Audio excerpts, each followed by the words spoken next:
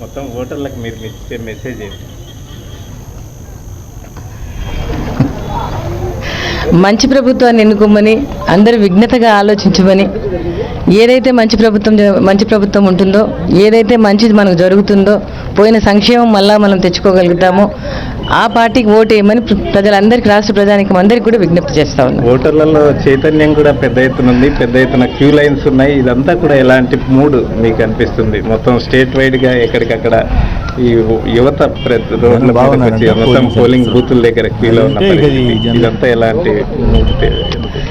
నేను అందరికీ కూడా విజ్ఞప్తి చేసేది ఒకటే, మంచి ప్రభుత్వాన్ని ఎన్నుకోండి, పోయిన సంక్షేమం మళ్ళీ తెచ్చుకోండి, మళ్ళీ అలాంటి స్వర్ణయుగం తెచ్చుకోమని, ప్రతిదీ మేలు జరుగుతుందని ప్రతిదానికి ఆలోచించి ప్రతి ఒక్కరు, పెద్దవాళ్ళు కానీ, పిల్లలు కానీ, ఉద్యోగస్తులు కానీ, ప్రతి ఒక్కరు కూడా ఏ ప్రభుత్వంలో మంచి జరిగింది, ఏ ప్రభుత్వం కావాలనేది మంచి విఘ్నతతో ఆలోచించి ఓటు వేయాల్సిందిగా ప్రజలందరికీ కూడా విజ్ఞప్తి చేస్తా ఉన్నారు రాష్ట్ర ప్రజానీకానికి. Okay, thank you.